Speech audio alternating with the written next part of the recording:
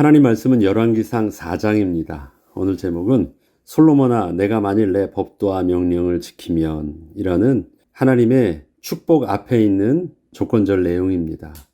하나님께서는 이 말씀을 무게를 가지고 하셨는데 솔로몬은 이 말씀을 간과하면서 사실은 솔로몬의 사역 속에서 큰 실패의 원인이 되는 모습들을 오늘은 본문의 내용들을 통해서 찾아보고자 합니다. 하나님께서 솔로몬에게 솔로몬이 구한 것 그 이상의 모든 축복을 더하여 주실 때 한 가지 조건만을 명심하게 하셨습니다. 열왕기상 3장 14절에 보면 내가 만일 내 아버지 다윗이 행함같이 내 길로 행하며 내 법도와 명령을 지키면 내가 또 내 날을 길게 하리라. 하나님께서는 이 한 가지 말씀만을 솔로몬에게 나타나실 때마다 계속 말씀해 주신 것입니다. 열왕기상 6장 12절에도 비슷한 말씀이 성전 건축을 할 때 또 나타나셔서 이렇게 말씀하십니다. 여호와의 말씀이 솔로몬에게 임하여 이르시되 내가 지금 이 성전을 건축하니 내가 만일 내 법도를 따르며 내 율례를 행하며 내 모든 계명을 지켜 그대로 행하면 내가 내 아버지 다윗에게 한 말을 내게 확실히 이룰 것이요 내가 또한 이스라엘 자손 가운데 거하며 내 백성 이스라엘을 버리지 아니하리라 하셨더라. 하나님께서는 솔로몬에게 지혜와 부와 영광을 주시는 것은 어려운 일이 아니셨습니다. 문제는 솔로몬이 하나님의 그 축복을 과연 온전히 감당할 수 있느냐는 것이었습니다. 솔로몬은 이러한 하나님의 말씀을 그의 심중에 깊이 새기지 못하였습니다. 하나님을 섬기는 것은 기본이라 생각을 했기에 그것은 모르는 바 아니었고 특별한 것도 아니었기 때문이었습니다. 그러나 모르지 않고 다 안다고 해서 그 말씀이 솔로몬의 삶의 중심에 깊이 새겨져 있다는 것과는 분명 다른 것이었습니다.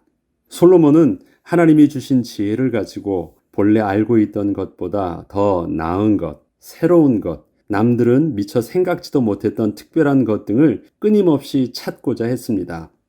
그러자 그의 지혜는 모든 학문의 영역에서 탁월하게 나타났습니다. 마침내 인문, 과학과 자연과학에 능통할 뿐 아니라 초목에서부터 한낱 미물에 지나지 않는 생물에 이르기까지 넓은 학문적 지식을 갖게 되었습니다.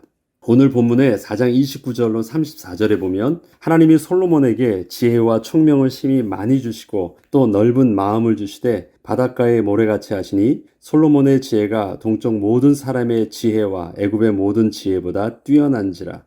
그는 모든 사람보다 지혜로워서 예스라 사람 에단과 마홀의 아들 헤만과 갈골과 다르다보다 나음으로 그의 이름이 사방 모든 나라에 들렸더라. 그가 잠언 3,000가지를 말하였고 그의 노래는 1,005편이며 그가 또 초목에 대하여 말하되 레바논의 백향목으로부터 담에 나는 우슬초까지 하고 그가 또 짐승과 새와 기어다니는 것과 물고기에 대하여 말한지라. 사람들이 솔로몬의 지혜를 들으러 왔으니 이는 그의 지혜의 소문을 들은 천하 모든 왕들이 보낸 자들이더라. 하나님께서는 솔로몬에게 약속하신 대로 하나님의 지혜와 더불어 부귀와 영광도 함께 주셨습니다. 솔로몬의 지혜는 이웃 모든 나라에 소문이 났고 왕들이 솔로몬을 따랐으며 그의 지혜는 모든 영역에서 분명 빛을 발하였습니다. 그런데 이러한 솔로몬의 기록 중에 숨겨져 있는 어둠의 그림자를 보게 됩니다. 전체 중에서 한 구절씩만 이렇게 나와 있기 때문에 그냥 슬쩍 지나갈 수밖에 없어요. 그렇게 티가 나지 않습니다. 그러나 저자는 솔로몬의 그 어둠의 그림자들을 그렇게 군데군데마다 하나씩 심어놓은 것을 발견할 수 있습니다. 열왕기상 3장 1절에는 여호와의 성전과 예루살렘 성의 공사가 진행되고 있을 때 애굽 왕의 딸과 혼인 관계를 맺어 그 왕비를 다윗성에 두었다는 기록이 나옵니다. 솔로몬이 성전을 건축한다는 것은 솔로몬이 아버지 다윗을 본받아 신앙적으로 잘 계승하고 있는 것 같으나 성전을 건축하고 있는 동안에 그와 동시에 애굽 왕과의 교류는 솔로몬의 어둠의 그림자를 그렇게 보게 하는 것입니다. 보면 솔로몬이 애굽 왕 바로와 더불어 혼인 관계를 맺어 그의 딸을 맞이하고 다윗성에 데려다가 두고 자기의 왕궁과 여호와의 성과 예루살렘 주위의 성의 공사가 끝나기를 기다리니라. 솔로몬이 애굽 왕 바로와 더불어 혼인 관계를 맺었다는 것은 정략 결혼을 했다는 것을 말합니다. 강대국 애굽과 화친 조약을 맺은 것입니다. 현재 남방 지역의 강대국 애굽과 북쪽 가나안 지역의 강대국이 되어 있는 솔로몬의 이스라엘이 서로 싸우지 않고 평화 조약을 맺은 것입니다. 이것은 정치적으로는 참으로 지혜로운 방법처럼 보입니다. 그러나 이러한 솔로몬의 정략 결혼을 통한 화친 조약의 방법은 훗날 이스라엘 땅에 수많은 우상들이 들어오는 그 원인이 됩니다. 그리고 솔로몬이 남방 지역의 애굽과의 교류로 인해서 하나님께서 율법의 말씀을 통하여 금하였던 일까지 하게 되는데 그것이 애굽에서 병과 말을 들여오게 된 것이었습니다. 열왕기상 4장 26절에는 이스라엘의 군사력을 상징하는 병과 마병의 기록이 나옵니다. 그 규모가 아주 엄청났지만 이것은 본래 이스라엘 군대의 모습은 아니었습니다. 4장 26절에 보면 솔로몬의 병거와 말, 외양관이 4만이요 마병이 12,000명이며 병과 말이 4만 명이 아니라 병과 말을 위한 외양관이 4만 개입니다. 그렇다고 하면 병과 말은 너무 많아서 지금 셀 수도 없어요. 그래서 한쪽에 세면 한쪽에서 태어나고 한쪽에서 세면 이 숫자가 가늠이 안 되니까 외양간의 숫자가 4만 개입니다. 마병이 12,000명입니다. 병거의 개수만 12,000입니다. 그럼 말만 타는 사람까지 하면 이거는 지금 셀 수 없이 많은 것입니다. 다윗 같은 경우는 어떻게 했습니까? 필요한 말 외에는 전쟁을 나가서도 말의 힘줄을 끊고 다 폐기 처분해 버렸습니다. 군사력으로 말을 더 늘리지 않았습니다. 그런데 솔로몬은 어떻습니까? 군사력으로 마병을 계속 늘리기 시작한 것입니다. 이러한 모습은 이미 이스라엘 백성이 가나안 땅에 들어가기도 전에 하나님께서 신명기서를 통하여 말씀하셨던 경고사항이었었는데 솔로몬은 이스라엘의 군사력을 높이기 위해서 스스로 선택해서 그렇게 말들을 모으기 시작했고 애굽에서 들여오기 시작한 것이었습니다. 그는 병마를 많이 얻으려 애굽과 가장 가까운 관계를 맺은 것입니다. 신명기 17장 15절로 20절을 길지만 우리 왕들의 이야기 속에서 하나님이 주의사항으로 율법에 아주 자세하게 기록한 것이기 때문에 열왕기서를 읽기 전에 이것을 읽어보면 전체적인 열왕기서를 보는 그 시각들을 우리가 정할 수 있어서 한번 읽어보겠습니다. 반드시 내 하나님 여호와께서 택하신 자를 내 위에 왕으로 세울 것이며 그는 병마를 많이 두지 말 것이요 병마를 많이 얻으려고 그 백성을 애굽으로 들어가게 하지 말 것이니 이는 여호와께서 너희에게 이르시기를 너희가 이후에는 그 길로 다시 돌아가지 말 것이라 하셨음이며 그에게 아내를 많이 두어 그의 마음이 미혹되게 하지 말 것이며 자기를 위하여 은금을 많이 쌓지 말 것이니라. 여기 이 내용을 보면 다 솔로몬과 관련되어 있어요. 솔로몬이 하고자 했었던 것을 끝까지 다 해봤던 일들이 다 기록되어 있습니다. 근데 하나님께서는 너의 길을 다윗의 길로 행하고 율례와 법도를 지키면이라고 했는데 이 내용 속에 있는 거 읽어만 봤어도 마음에 새기기만 했어도 주의해야 될 것들을 솔로몬은 그렇게 하지 않았던 모습들을 아주 그냥 적나라하게 보여주고 있습니다. 그가 왕위에 오르거든 이 율법서의 등사본을 레위 사람 제사장 앞에서 책에 기록하여 평생에 자기 옆에 두고 읽어 그의 하나님 여호와 경외하기를 배우며 이 율법의 모든 말과 이 규례를 지켜 행할 것이라. 읽고 배우는 일보다 쓰고 연구하는 일에 솔로몬은 더 그의 삶을 집중하였습니다. 하나님의 지혜를 가지고 하나님의 말씀을 깨닫기보다는 하나님이 주신 지혜를 가지고 스스로 인생의 학문을 탐구하고 스스로 자기의 길을 가는 그 길에 방향성을 그렇게 정했던 것입니다. 분명히 규례를 지켜 행하면 그리하면 그의 마음이 그의 형제 위에 교만하지 아니하고 이 명령에서 떠나 좌로나 우로나 치우치지 아니하리라. 이스라엘 중에서 그와 그의 자손이 왕위에 있는 날이 장구하리라. 솔로몬이 무슨 잘못을 했다는 표현은 없습니다. 그런데 솔로몬의 그 행적들이 이 내용을 보지 않고 바라보면 야, 참 솔로몬 시대가 대단했구나, 위대했구나, 힘이 있었구나라고 부귀와 영광을 보는데 신명기의 이 시선을 우리가 이 시각에 안경을 끼고 솔로몬을 보기 시작하면 솔로몬이 그 영광처럼 보이지만 우리는 그 영광 속에서 솔로몬의 어둠을 그렇게 보게 되는 것입니다. 하나님께서 솔로몬에게 내가 만일 내 법도를 따르며 내 율례를 행하며 내 모든 계명을 지켜 그대로 행하면 이라고 말씀하실 때 그 법도와 율례는 바로 이 율법의 말씀이셨습니다. 그런데 솔로몬은 이러한 하나님의 말씀을 저버리고 하나님이 주신 지혜를 가지고 자신의 정치적 방법을 따라 스스로 자신이 선택을 그렇게 한 것입니다. 하나님의 백성을 향하신 하나님의 구원의 섭리를 이루실 때 하나님께서 하시는 일을 세상의 지혜로 다 이해할 수는 없습니다. 하나님의 주권적인 역사하심이 세상 사람들이 보기에 합리적이지 않고 사람들의 생각과 맞지 않을 수 있기 때문입니다. 그렇게 이해할 수도 있겠지만 않을 수 있는 일들도 많기 때문에 모든 것을 지혜로 다 이해할 수는 없는 것입니다.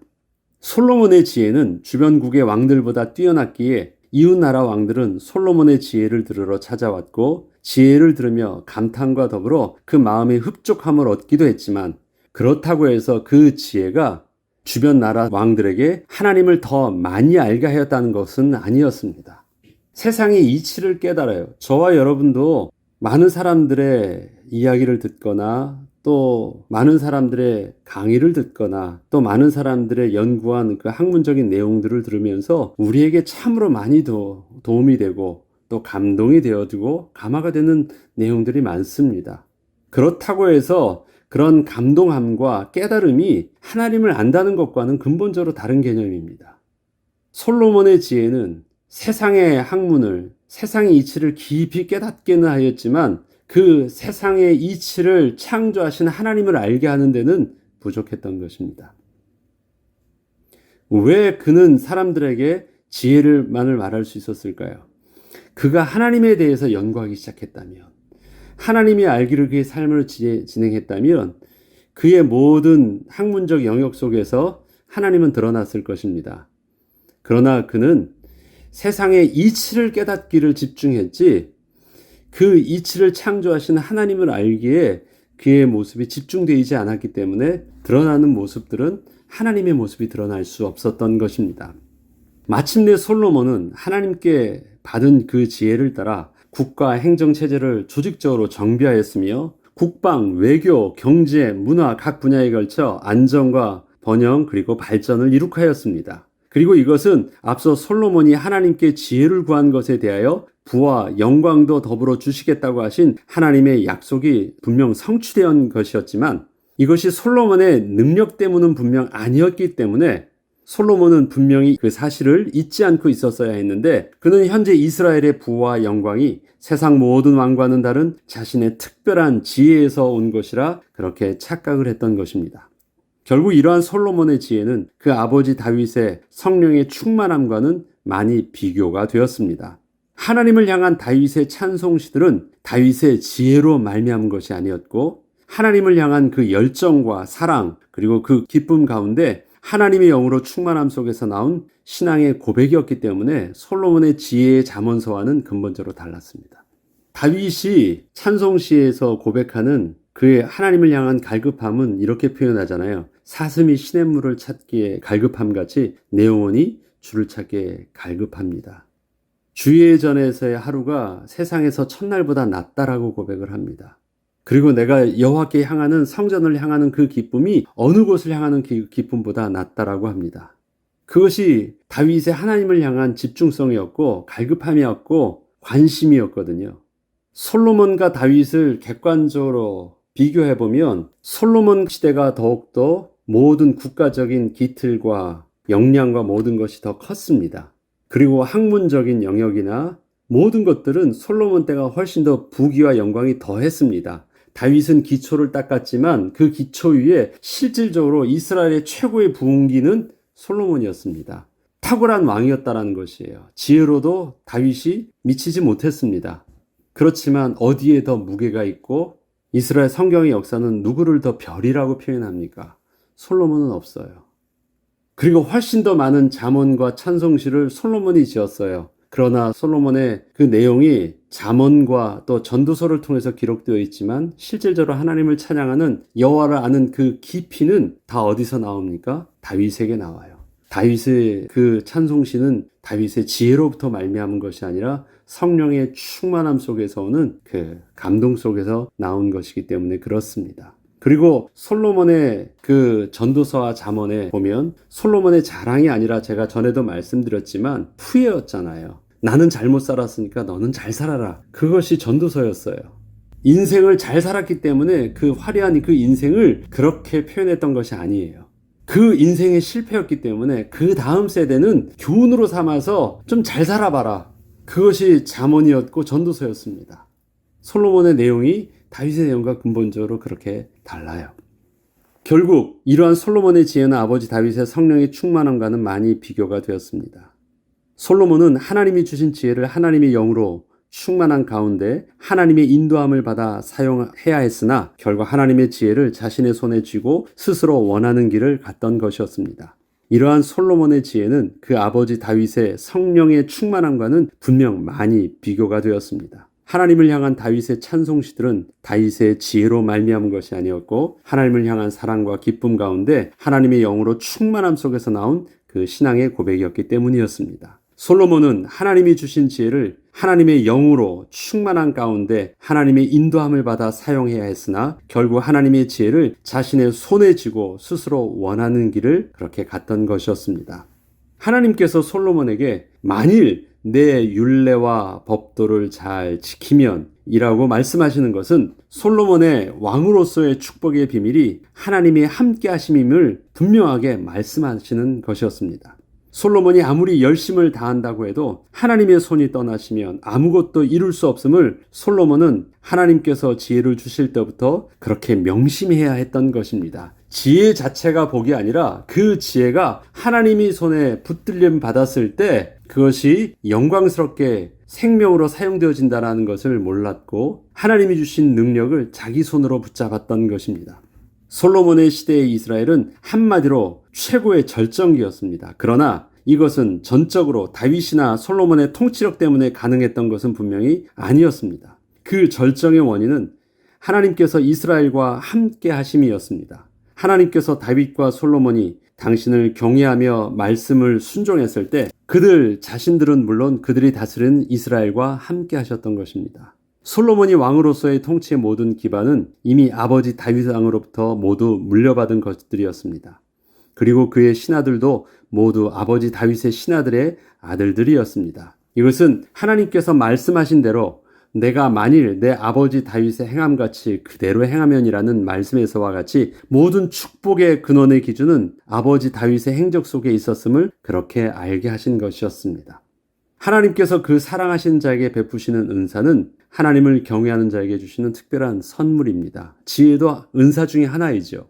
솔로몬의 지혜도 하나님을 경외함 속에서 얻게 되었던 하나님의 은혜의 선물이었습니다. 하나님께서 솔로몬에게 나타나셔서 내가 너에게 무엇을 줄고 할 때 그때 솔로몬의 모습은 어땠습니까? 하나님께 일천번제를 드린 후였습니다. 그리고 그 밤에 하나님께서 솔로몬에게 나타나셔서 내가 내게 무엇을 줄고 했던 것입니다. 그의 시작은 하나님을 경외함 속에서 은혜를 구했던 시작이었습니다. 솔로몬은 이러한 지혜를 잘 선용하여 하나님께 영광을 돌리며 지혜를 세상적 가치관으로 남용한 일이 없었어야 했지만 솔로몬은 하나님을 경외함을 잃고 세상적 지혜만 그렇게 남게 되었던 것입니다. 우리는 세상을 살아가기 위해서는 세상을 이길 능력이 필요하다고 합니다. 그러나 하나님께서는 그보다 먼저 하나님을 경외하는 것이 지혜와 지식의 근본이라고 하십니다. 우리는 솔로몬과 다윗을 비교할 때 누가 더 지혜로웠는가를 기준으로 삼지 않고 누가 더 하나님의 사람이었는가를 볼 수 있어야 하는 것입니다. 인간적 지혜와 능력으로 따지면 솔로몬이 더 탁월합니다. 그러나 하나님을 아는 그 깊이와 하나님을 향한 집중성은 다윗이었습니다. 다윗의 캐릭터는 하나님과 그 마음이 합한 자였습니다. 겉에 드러난 모습이 아니라 그 중심 속에 하나님이 향한 그 마음이 하나님과 합했다라는 것입니다. 세상은 드러나 있는 능력과 드러나 있는 조건과 힘을 중시합니다. 이것이 세상을 이기는 경쟁력이라고 합니다. 그러나 하나님께서 우리에게 숨겨주신 영적인 힘과 권세와 비밀은 무엇입니까? 여호와를 경외함의 비밀입니다. 다윗은 이 비밀을 정확하게 알고 있었고 솔로몬에게 이 비밀을 정확하게 가르쳐 주었습니다. 유언으로 남겼습니다. 솔로몬은 그것을 간과했습니다. 저와 여러분에게 무엇이 필요합니까? 왜 우리가 이 아침에 다른 것을 하기에 먼저 하나님 앞에서 말씀을 묵상합니까? 왕이 서거든 그 주야로 그 말씀을 묵상하면 좌로나 우로나 그 길을 치우치지 않을 것, 그리고 너와 내 자손의 길이 장구할 것에 대해서 하나님이 약속하신 말씀이 있기 때문에 그렇습니다. 세상의 왕의 권세와 비밀이 부와 또 국방력과 그 어떤 것에 있는 것처럼 보이지만 그렇지 않다라는 것입니다. 하나님을 경외하게 해주시는 하나님이 함께 하신 그 은혜의 비밀들이 우리의 삶을, 인생을 복되게 하실 것입니다. 넘어지는 것 같으나 넘어지지 않은 자, 매 맞는 자 같으나 또 가난한 자 같으나 약한 자 같으나 부한 자의 비밀을 누리게 하실 것이고, 약할 때 강함이 되게 하시는 하나님의 역사의 비밀을 가진 하나님의 사람으로 서게 할 것입니다. 그는 똑똑하였다가 아니라 그는 하나님의 사람이었다. 그것이 저와 여러분의 인생의 마지막 평가가 되기를 우리가 소원하면서 우리가 하나님 앞에 서야 되겠습니다. 기도하겠습니다. 하나님 아버지, 솔로몬의 화려한 영광을 성경은 기록하고 있습니다. 그러나 자그마한 어둠의 그림자를 통해서 그 영광이 다 덮여지는 것임을 우리에게 또한 바라보게 합니다. 너무너무 영광이 커가지고 영광밖에 보이지 않을 것처럼 보이지만 숨겨져 있는 그 영적인 어둠의 그림자, 영적인 문제는 그 인상의 모든 수고를 허무하게 만들어 버렸습니다. 그것이 솔로몬의 인생이었습니다. 하나님, 우리 속에서 세상 보기에는 미련해 보이고 작아 보이지만 시온의 대로가 되는 여호와를 경외하며 나아가는 그 길, 그것이 우리의 삶의 비밀이 되게 하시고 우리의 영광과 우리의 힘의 비밀이 되게 하여 주시고, 오늘도 이번 한 주간도 그러한 삶을 살게 하여 주옵소서. 감사드리며 우리 주 예수 그리스도의 이름으로 기도합니다. 아멘.